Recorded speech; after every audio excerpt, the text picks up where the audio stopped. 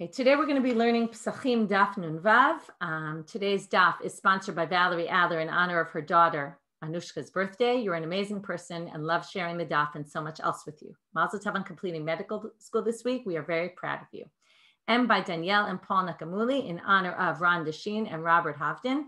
Thank you for your tireless support of Jewish learning.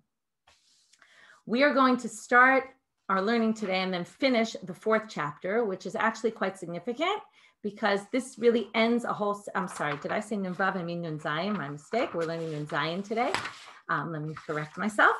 We're going to start tomorrow a whole new section of the Masechet. I kind of didn't warn you about this when we started the Masechet, but or maybe I did, but I tried to underplay it, which is the next big section of Masechet Pesachim is all about sacrifices. And you're going to see today that today's daf kind of leads into the world of the temple and understanding things about the temple. So we'll get there.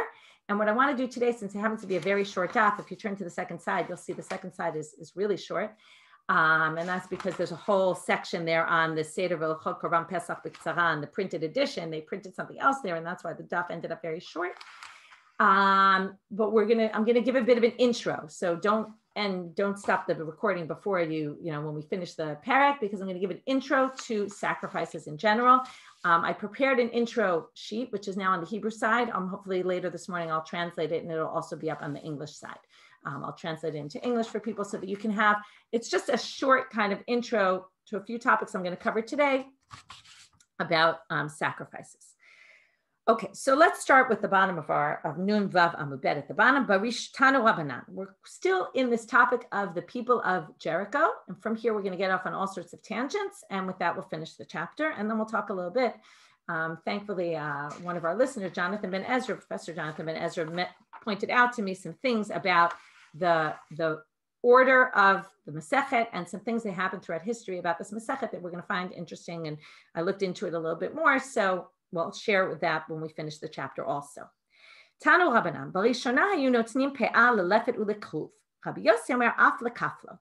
So according to this verse, we're going to see two brighta. The first brighta says originally they would leave over a corner of the field. Remember, we were talking about that.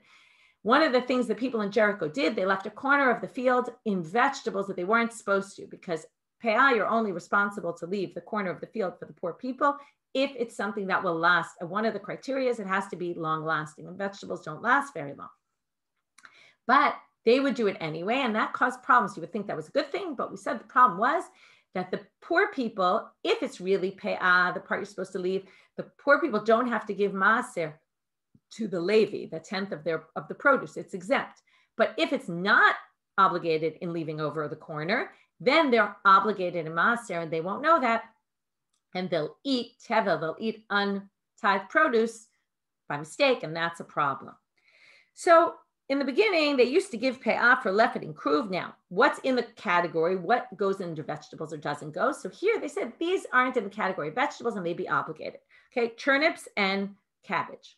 Rabbi Yossi says af lekaflot, even leeks.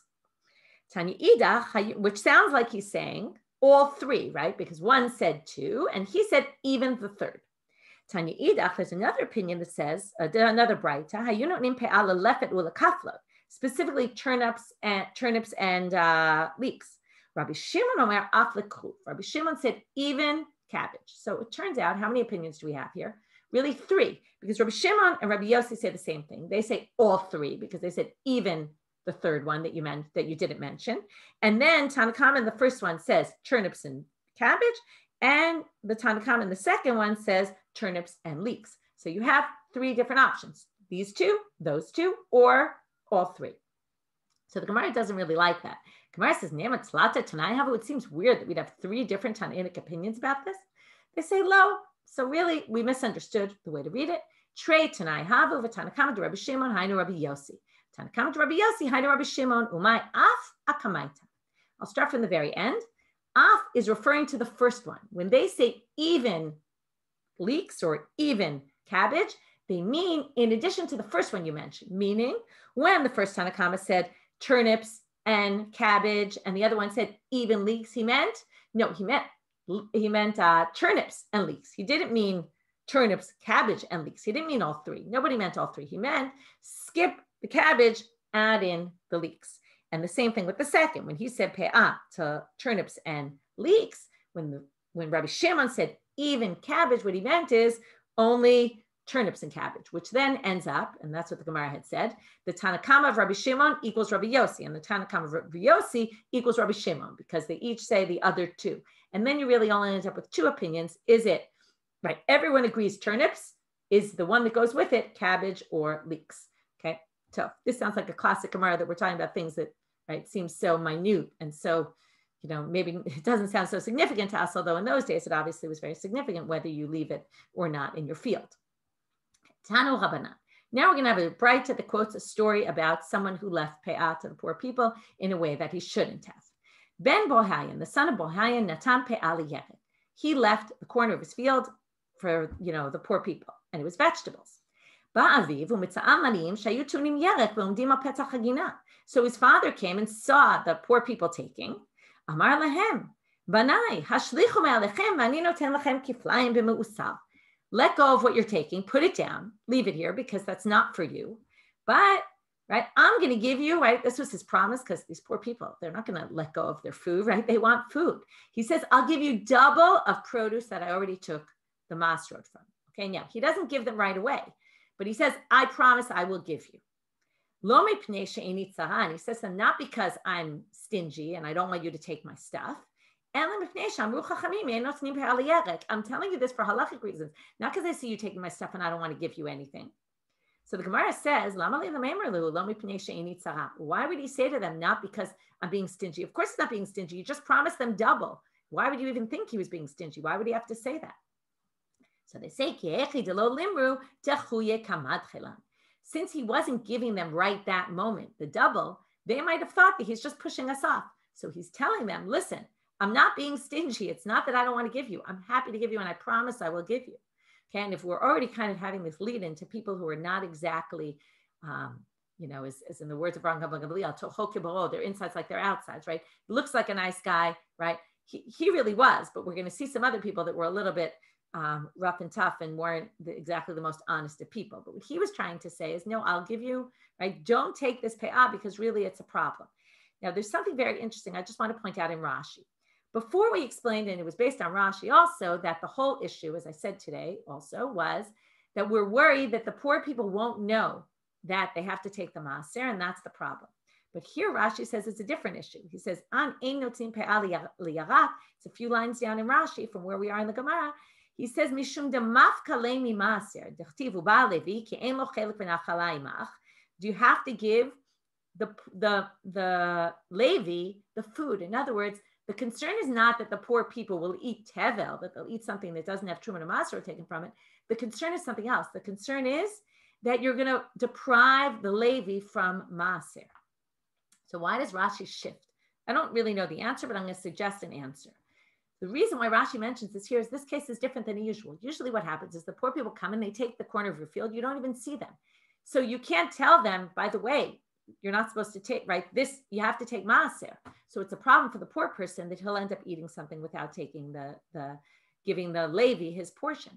However, in this case, he saw them leaving. So he could have explained to them, listen, by the way, make sure to take maaser because I didn't take it. So the issue here must be something different, which is the concern is not that they won't know. He could tell them. The problem is, what if they don't do it? Okay. He's responsible. This is his produce. Right? He's depriving. If he lets someone take this out of his field and he doesn't know what they're going to do, this is classic, right? When you delegate to somebody else, you never really know are they going to do it or not. So if he's not on top of it, it's his ultimate responsibility. He's making the Levi lose out on getting the Levi's portion. So maybe that's why Rashi shifts emphasis here. Anyway, let's move on to our next story. This story, it's a question why this braita is going to appear here at all. It's a little hard to talk about it before we even read it, but you'll see it's not really connected, but it is connected, and I'll tell you why. We're going to quote two braitot. The second one, they're really both from the Tosefta. You can find it in Menachot, chapter Yud Gimel in the Tosefta. Remember, the Tosefta is a parallel to the Mishnah. It's a book that was put together from Tannaitic material by Rabbi Chia, or at least it's attributed to Rabbi Chia, just like the Mishnah is attributed to Rabbi Yehuda HaNasi. And these two are in the Tosefta right next to each other. And the second one relates to the people of Jericho. If you remember, what did we say about the people of Jericho yesterday? They had these hekdesh trees that their fathers sanctified, and they permitted to eat from stuff that came off of that tree, right, to use it. And the rabbis weren't pleased with what they were doing. So we're now going to get the background as to when their fathers sanctified, why they had trees in Jericho that were sanctified. But before we get there, we're going to hear a different story about something that happened in the temple. Okay, before we do this, I want to quickly pull up a map of the second temple of the temple in the second temple period time. I took this from Wikipedia. So if you look at the temple, okay, this is good intro also to sacrifices, and we're about to mention the Lishkat HaParvah, so I want to show you where it is. If you come into the temple, okay, we're coming in from the right side here, and you go into the temple, and you go, the first section you get into is the Ezrat Nashim. It's not, right, that means the women's area. That doesn't mean that only the women were in this area. It meant that women are allowed in this area. They're not allowed beyond. Other people also are not allowed beyond, like Mitzoraim. You see there's the Lishkan Mitzoraim. That's as far as someone who is leprous could go. And then they have to stick their finger in to get the sprinkle. They sprinkle their finger and their toe and that, but they stand outside because they're not allowed in because they're impure. Okay, there's a bunch of other sections here. And then you go in through Sha'ar Nikanor and you enter into the Mikdash area. This is we call the Azara.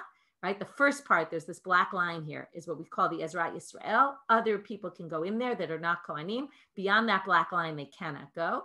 Beyond that black line, we have the Mizbeach. Okay, this is the outer altar. And on the northern side, you have the Beit Mikbachayim, which is where the slaughtering was done. Some of the sacrifices could only be slaughtered on the northern side, and that's why this was the area where they had the slaughtering.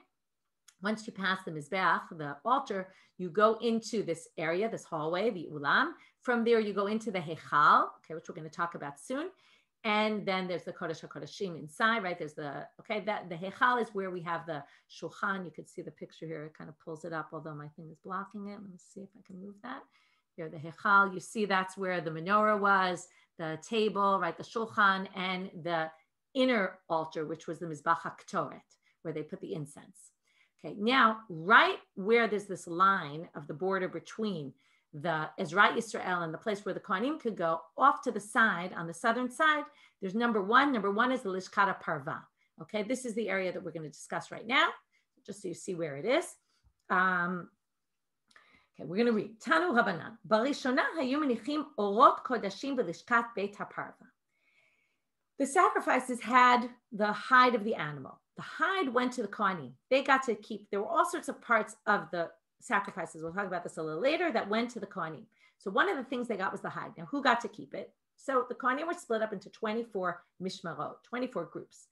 And those 24 groups, each group would come and work 2 weeks a year and on the holidays. So that basically fills up your year, 24, 48, right? And then the few weeks of holidays. So they would work. That's how they would work in the temple. They would each come twice a year, plus the holidays. Now, when they did this, what would happen? That mishmar was made up of some families. The family, or it was like one big family, and then it was split up into smaller families. And they divided it. They had to be very careful in the Mikdash, and you're going to see this today. It's a lot of competition for the food, for the hide, for all these things. People were a little bit possessive of their stuff, and there was a lot of inner fighting and jealousy. Why did you get to do this and I didn't get to do that? We're going to see a lot of this in Masechet Yoma. And in general, there was inner fighting. So what happened? They split each, now there's a debate about this, did they split each 7 days of the week into each day a different Beit Av, different family would go, okay, like a smaller nuclear family would go, right? However many, I'm sure it differed in different time periods, however many people were each in each mishmar, they would split it into either 6 or 7. Some people say 6, and then everybody worked on Shabbat. Some people say 7, and even on Shabbat, it was just one family working. And every day, okay, that's what we're going to say now, Barishonah, we're going to go through different stages. They had to change things because of the situation. So they say, Barishonah, in the beginning, hayu menichim orot kodashim b'lishkat Beit HaParvah.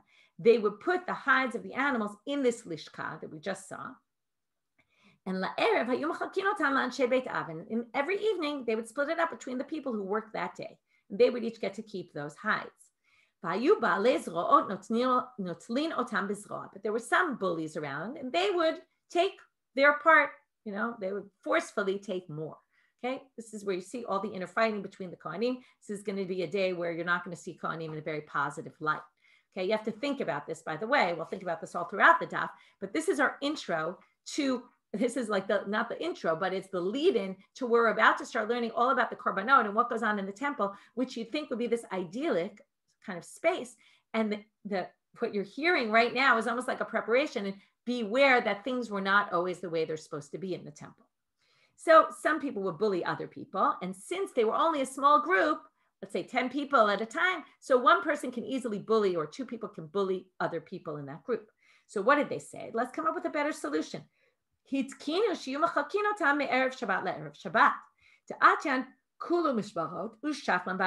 they said, let's divide it up once a week.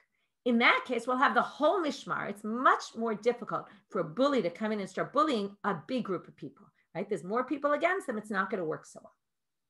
So they did it once a week and then divided among all the people. So you only got the hide once a week, but at least you got your second, you got what was supposed to be given to you.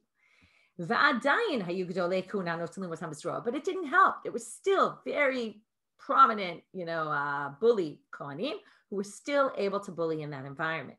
So what they do, the people who were getting bullied and losing their portion, they said, we have nothing to lose, but we have these people who are trying to take advantage of us. Let's mess them up. How so?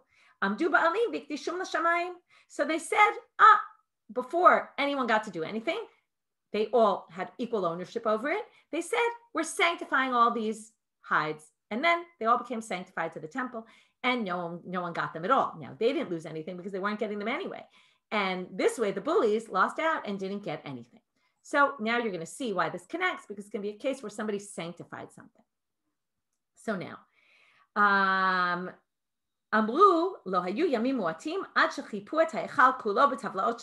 see people are saying in the chat, this is very sad. So the story has kind of what they say, sort of a happy ending, which is the temple got to benefit from all of this going on, right?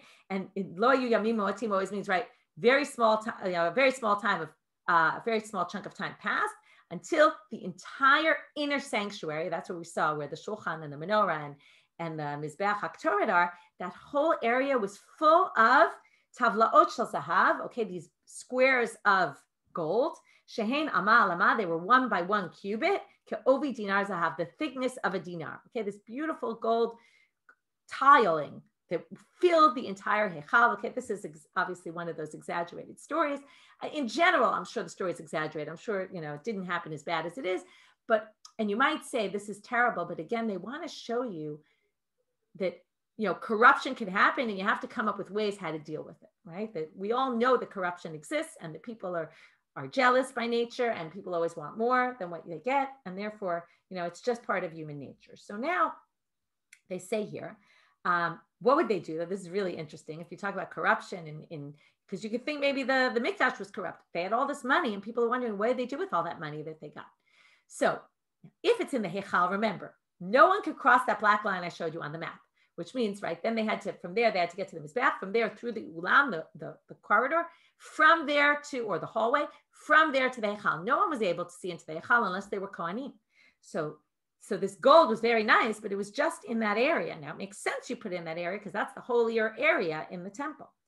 And there's this whole idea, and we'll talk about this all throughout when we get to sacrifices, about this idea about, on the one hand, they wanted the mikdash to look glorious and spend a lot of money on it. On the other hand, there's a bit of an issue of spending all this money on the temple, right? Why don't we give the money to charity and other things, right? So there's always this issue, but when it came to the temple, and you see this around temples all around the world, people bring their finest things and they make it look as pretty as possible in order for respect to God, right? And if you're talking about the Beit HaMikdash, much more so than a shul, right? This should be the place that has the most glory. So you can understand it in that vein. When the holidays came,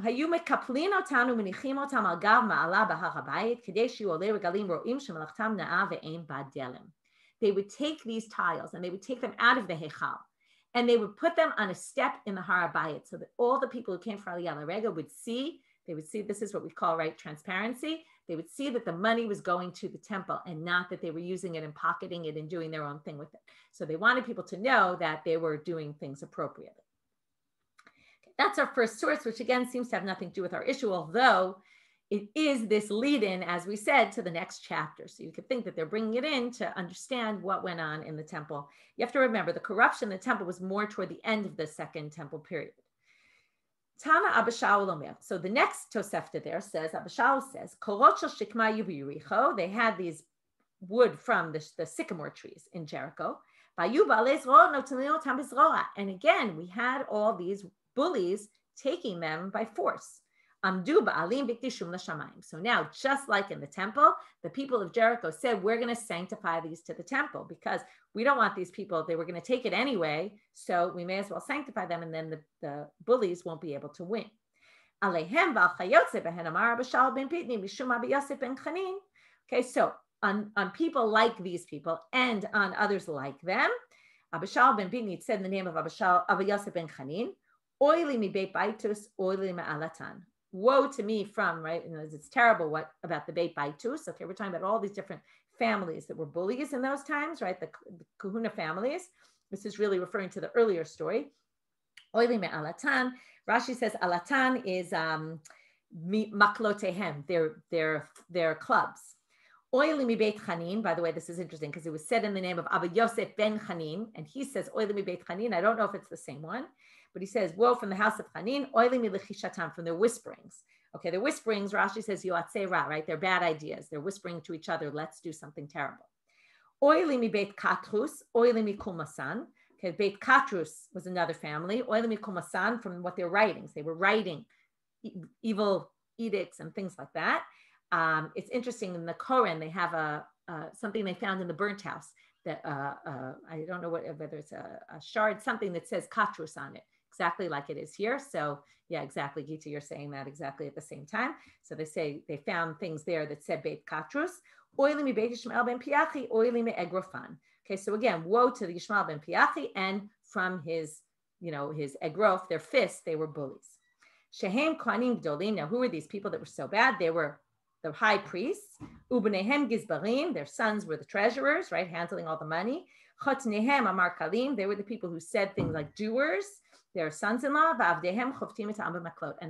they're right. This is like their henchmen, right? Like the mafia.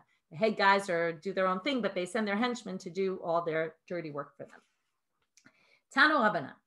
So another story. Okay, again, you're seeing all the corruption here. Tanu Rabbanan. Arba tzvachot tzavcha azara. There were 4 screams that came out from the azara. That's that room where all that, right, in the temple, the inner room where the women, right, where the border is between where the women can go and the women can't go. The Azara screamed out 4 times. We're going to see 2 are positive and 2 are negative. Rishonah, the first one was, the sons of Eli, get out of here. Now, this is interesting. They weren't in the temple. They were in the tabernacle in the time of Shmuel. They did all sorts of things, and unclear exactly what it was. There's a whole debate among the commentaries what it was, but they took things by force, and they used their power to be corrupt. We're going to learn a bunch about him today. Yisachar from the village of Barkai. Okay, he had too much respect for himself and he desecrated the Kodashim. What did he do that was so bad? He worked in the temple with gloves. What did he say? Ooh, right. Imagine the temple. Now you would think, I want to work in there with gloves, right? There's guts, there's gore, there's blood, there's everything. They basically put he put gloves on his hands so he wouldn't touch it. Now, why is this such a problem? Number one, you're not allowed to work in the temple with a separation between your hands and what you're doing. So that's number one problem. Number two, it shows that, ew, disgusting, right? And that's desecrating God's sanctified things. These are sacrifices to God. You shouldn't have that attitude of, this is disgusting. So anyway, that's what he did. We're going to see what happened to him in the end in a few minutes. Here come the positives.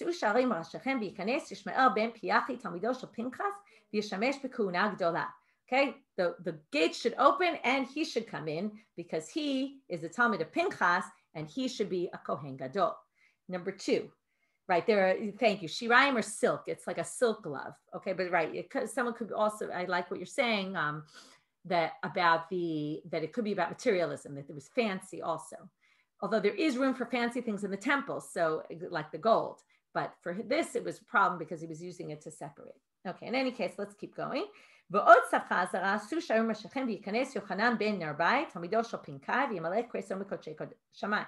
people say this is Yochanan, I think, son of Matityahu. But anyway, you should let Yochanan ben Narbai come in. He was a Talmid of Pinkai. Some people say Pinkai is actually Pinchas. They changed his name a little for various reasons. And he should eat the Kodshei Shamayim. This is what we're talking about, the things that got divvied up to the Kohen. He should eat. Why? Yochanan ben Narbai. He would eat 300 calves, and he would drink 300 jugs of wine. He would eat 40 birds for dessert. Now, why was this so great? You would think this sounds kind of disgusting, gluttonous. So first of all, some people say it wasn't that he ate them personally, it was that he divided them up among people, which makes a lot more sense, right? He invited a lot of people to sit at his table to eat all that food. Why was it so important to eat all that food? Remember, there's the whole issue that you have to finish everything within the allotted time. So he made sure that everything was finished and there was nothing left over that would then have to be burnt, which would be also not respectful to the sacrifices. So here they're showing both sides, right? All of a sudden we get some balance. Even in the other stories, by the way, there was balance. There was the people who were getting bullied, and then there were people, right, who were getting bullied. They were good people. They weren't fighting for things, right? They just wanted justice done, so they, in the end, sanctified everything, but they weren't bad. So you see, it's not all bad. Obviously, we always focus on the bad, but there was a balance. Some were bad, some were good. Here it's 50-50, right? So now we're going to end with this. My salka baby Yisachar ish kvar barkai. What happened to him in the end? So Amrei, they say the following story. Again, these are stories, right? Whether they happen or not is a separate thing, but they come to give a message. Malka umalkata, okay, there was a king and a queen. So Rashi says the kings from the Hashmonai dynasty, which is interesting because also the Kohanim came from there too. Habayatve, they were sitting. Malka amal gdiyai, he said, the best tasty food is the goat. Malka Amre, the queen said, Imrayai, no, it's the lamb that's the most tasty. Amre man muchach. They said, well, who's going to prove this, right? You can imagine this. This is telling you about the kings, right? All they did was sit around and discuss what's more tasty, right? This is what they had to discuss in life, right? They had nothing else to do with their life, right? This is what they're sitting around talking about. Who's going to prove to us which one of us is right? The king, they said, Kohen Gadol. So they both said, let's ask the Kohen Gadol. Why? Because Tikamasi Korbanot Kol Yoma, he eats meat every single day, right? Not everybody eats meat every day. He eats meat every single day. He can decide for us. He can, resolve our debate. Ata iu ach bebiyade. So they asked the Kohen Gadol. This is from what was his name? This was the bad Yisachar ish kvar barkai. They asked him, and what did he do? Besides the way he answered, but he moved his hand like in this dismissive gesture, and he said, "Igadya yai."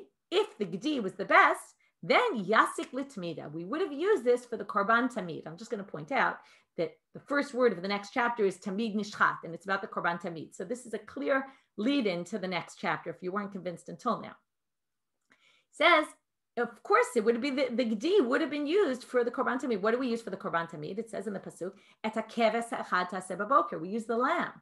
So yasik litmida. So what do we say? Right? Bring it to the use. It would have been used for the korban tamid. The fact that we use a lamb shows that the lamb is more respect. Is the better meat. Amar Malka, which by the way is this attitude that we're going to see, which is you might have thought the special sacrifices would show it, right? Like the gedi is used for Pesach, but no, it's saying the tamid is more special because that's the one that's used every day. We're going to talk about all this tomorrow, so hold off on that for now. So the king says, the king is obviously very unhappy with this answer because number one, he was very dismissive, and number two, he didn't answer what he wanted, which is what he thought.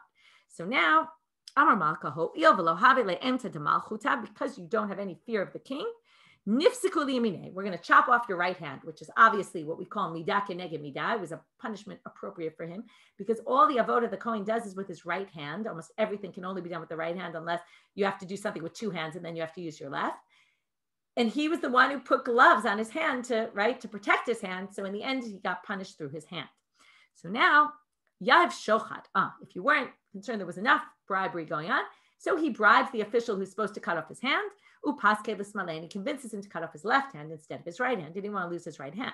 Shama Malka, the king heard, upaske liyamine, and he then cut off his right hand also. So in the end, this guy got worse than the worst. 3 responses to this action. And with this, we'll finish the chapter. Amar Rav Yosef, Baruch Rachmana de Ashkele liyasachar ish kfar barkai lemitrafse minei bahai alma. We've seen this concept many times. Baruch Hashem, that God gave him his punishment in this world so that he'll be saved for the next world, right? If you get your punishment in this world, then you're spared of the world to come. So he was a pretty bad guy, but at least he got his punishment in this world and then will be spared in the world to come. Amar Rav Ashi, 2 other reactions now. They say this, and this is an interesting way to end it, this Kohen clearly didn't know anything, because first response is, Amar Rav Ashi, Yisachar ish kfar barkai lo tana manitin. He didn't even learn basic Mishnah. Ditznan, okay, remember the Mishnah didn't exist as a book the way it didn't right in their day, but the point is, there were Mishnayot around and he didn't know a basic law. What does it say in the Mishnah? Rabbi Shimon Omer, Kvasim kodmim li'izim b'chol makom. In the Torah, you'll always see, it always says the keves first.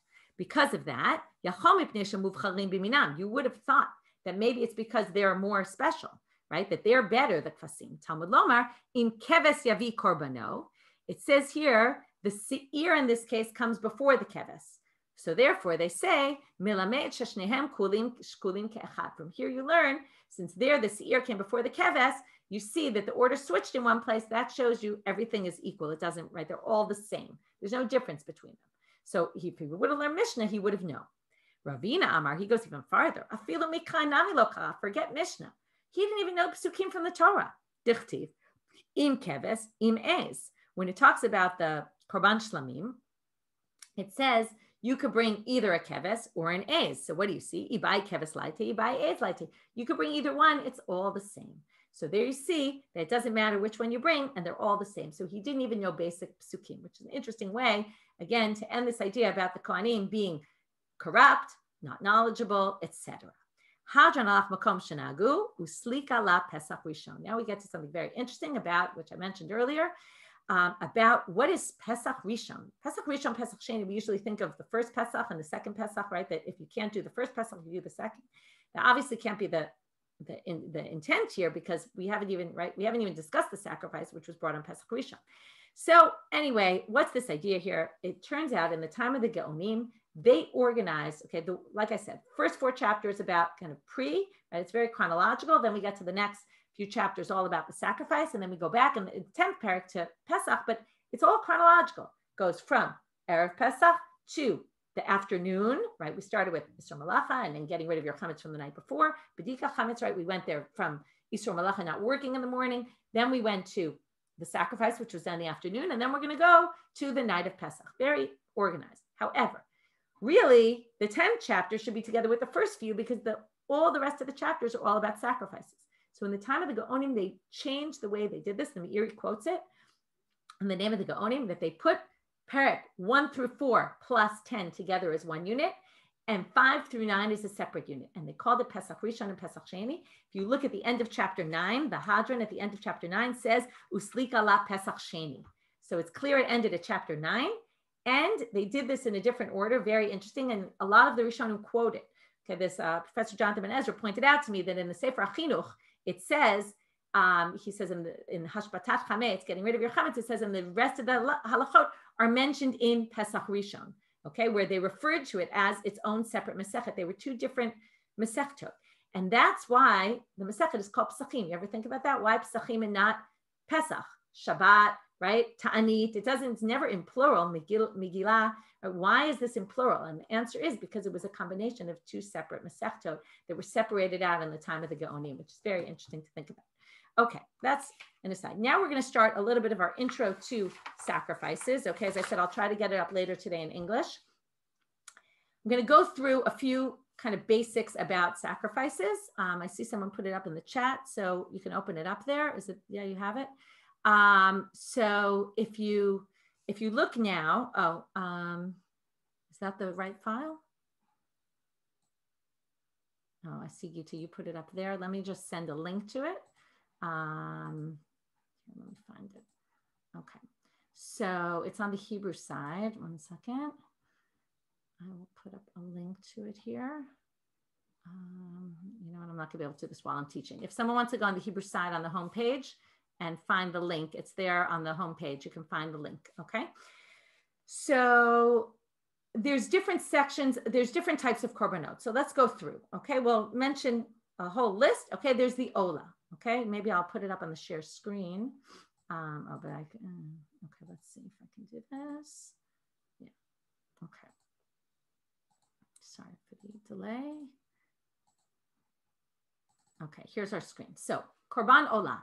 So we have all the first few are what we call kodshe kodshim, which means highest level of sanctity, which means that no regular people are eating this, only kohanim, or like the ola, it's burnt entirely. So we have the ola, which is the burnt offering, the chatat, which is the sin offering, the asham, which is a guilt offering. Both those two are given if you do a particular sin.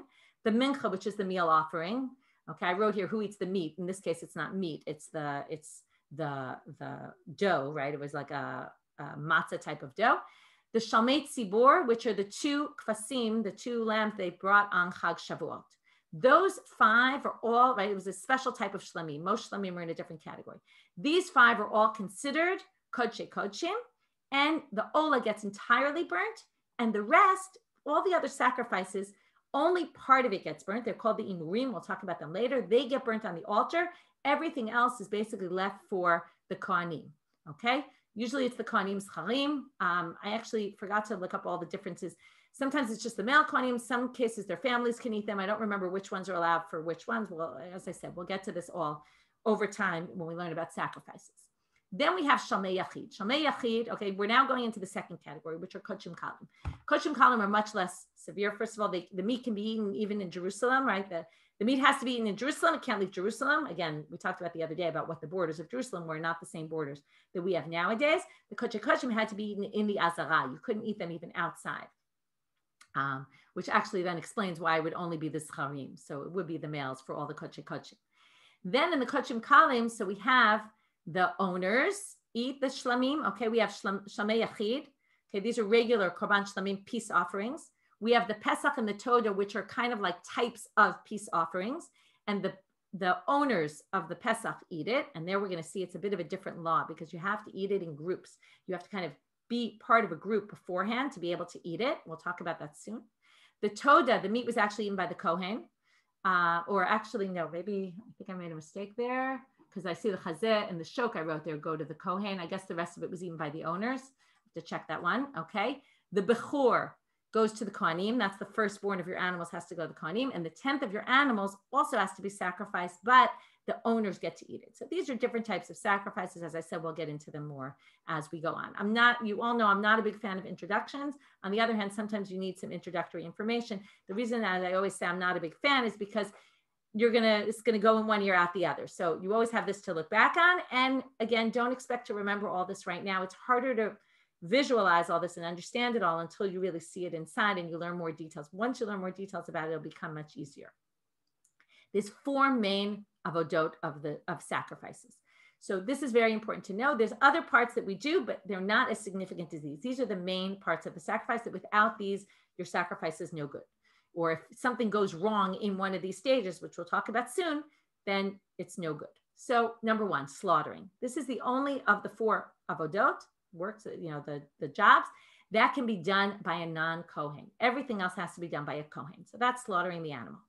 Then you have someone has to be there to collect the blood in a kli sharet, in a sanctified vessel. That's called Kabbalah. It's a Kohen. Then holacha, the Kohen walks it over to the altar. And then zrika. Then we throw the blood, spill the blood, sprinkle the blood. It all depends. Where depends on which sacrifice. Again, I'm not going to get into all the details right now. Some on the inner altar, some on the outer altar, right? Some on the Mizbach HaKtoret, some on the Mizbach HaPnimi, some on the Kaporet, right? In Yom Kippurim, remember we sprinkle achad v'shtayim.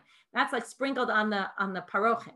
So there's all different ways that it's either sprinkled, sometimes spilled, sometimes or poured, sometimes all different kinds, or thrown onto the side of the altar. So that is the main part because the blood is the soul of the animal, and that's considered where you achieve your atonement in the zrika. Okay, there's types of kohanim that can't work. So a baal mum, someone who's maimed in some way, an onen, right? There's all different laws about what kind of baal mum. An onen is someone died in their family before the burial. If you're a Kohen in that situation, you can't do the avoda. If any of these people works in the temple, it's disqualified what they did. If you're tameh, if you're impure, the only exception to this rule is if most of the Kohanim are tameim. We have what's called tumah hutra b'tzibur. Okay, this is very famous for Pesach because you could actually do the Korban Pesach if most of the people are tameim or most of the Kohanim are tameim. Okay, that's a special dispensation. We've talked about that in the past. Ariel, what if you don't have a Brit Milah? Even if there was a good reason why you didn't have one, still you can't do work in the temple. Those are 4 psulim that are kind of in the body of the Kohen that makes them a problem. Now we have 3 that are things the Kohen didn't do, which would create a problem. Like number 1, he didn't wash his hands or his feet. If he's not wearing the big day kahuna, there were special clothes they had to wear. If he was drunk, all those you can't do. Okay, now we're getting into 2 more categories and then we'll end our intro. One is psulei machshava. Okay, for anyone who learned with me the first cycle knows that when we started Masechet Zvachim, which is in Seder Kodashim, we switched from Nizikin to Kodashim, and there's a stark contrast between the 2. When you're in Masechet, when you're in Nizikin, it's all about the idea that it doesn't matter what your intent is. If you damage someone else's property, I'll tell you one of the most famous Mishnahs, Adamu lo-olam, bein er bein yashem, or bein er bein yashem, I think is not in the Bavli's Nusach, but bein, there's a Nusach that says whether he's asleep or awake, whether he's shogeg mezin, odes ratzon, it doesn't matter if you're intentional, unintentional. You damage someone, you're responsible. It doesn't make a difference. Your intent is totally irrelevant. However, when it comes to the world of sacrifices, because you're worshiping God, intent is everything. So there's a lot of ways that just with your own intent, and then there's a whole debate, do you actually have to say it or just think it to mess it up? You can mess up a sacrifice. Okay, so here we're going to go through a bunch of ways you can mess up a sacrifice. One is chutz lizmano. When you're doing one of the 4 major avodot that we just discussed, shchita, kabbalah, holacha, zrika, if the Kohen has an intent that the Kohen is going to, let's say, burn it on the altar outside the time that is allowed. Let's say tomorrow, you have to do everything in that day. You even have to eat it within a period of time. What if you think I'm going to eat it tomorrow when you're not allowed to eat it tomorrow, or in 2 days when you're not allowed to eat it in 2 days? So that can destroy a korban. And if anyone eats that meat, they get karet. It's very serious. And the korban is obviously disqualified. If you have an intent that you're going to eat it outside the place that you're allowed to eat it, or burn it outside the place that you're allowed to burn it, meaning outside the temple, or outside the place, could be depending on which sacrifice it is. It's also called pigul, but you don't get karet for it. Okay, it's a different kind of pigul that's less severe, but it is still pigul. Then we have shalol lishmo. This is going to come up a lot. Shalol lishmo, it's going to depend on, what does shalol lishmo mean? It means I designate an animal for a particular sacrifice, and then I designate it, let's say, for a Pesach, and then it gets sacrificed as a regular korban shlamim. Okay, so if it was Pesach and chatat, and I designated the animal for either a Pesach or a sin offering, and someone then sacrifices it for a different sacrifice, they're totally disqualified. Other sacrifices, let's say it was a shlamim, and I did it for a Pesach, apparently it's kasher, okay, and you can sacrifice it, but the owners didn't fulfill their requirement. They have to bring another korban. So there's a difference in these cases of shalol lishmo. Again, we'll get into much more of this later. And the last one is shalol l'shem ba'alim. If I designated a sin offering and then it ended up getting sacrificed for you instead of me. So that's also the same thing, which it depends if it's Pesach or Chatat versus the other sacrifices, what the status will be. Do we continue to bring it anyway, even though it doesn't really resolve my issue? I still have to bring a new korban or not. Or, okay, that depends on or can we not even bring the sacrifice at all? Is it totally disqualified? Then we have a few special mitzvot that are only true for Korban Pesach. So I listed 7 here. I'm sure there's more, but I kind of gave an initial list.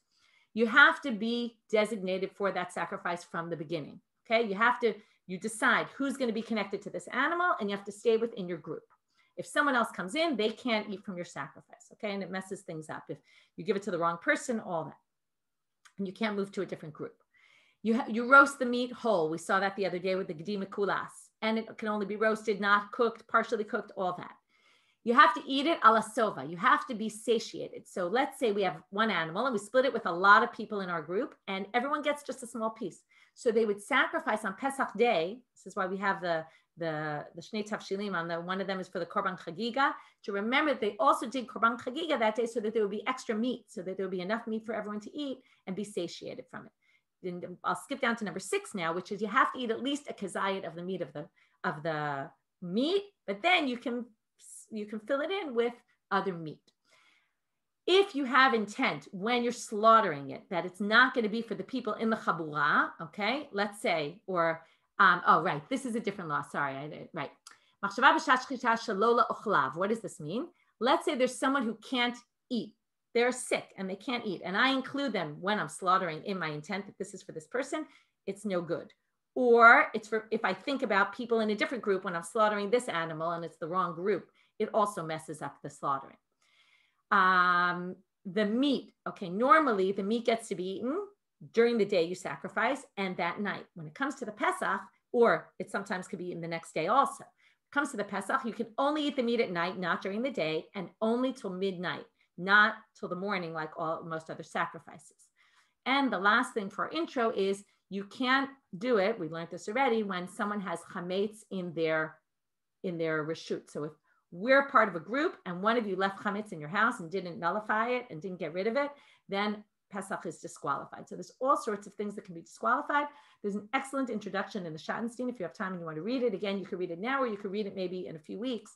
It might make more sense to you or maybe do both, but it's an excellent intro. I summarized some of the things in there and some other things, but it's a worthwhile read. Okay, that's with our intro, and we will start with Korbanot tomorrow.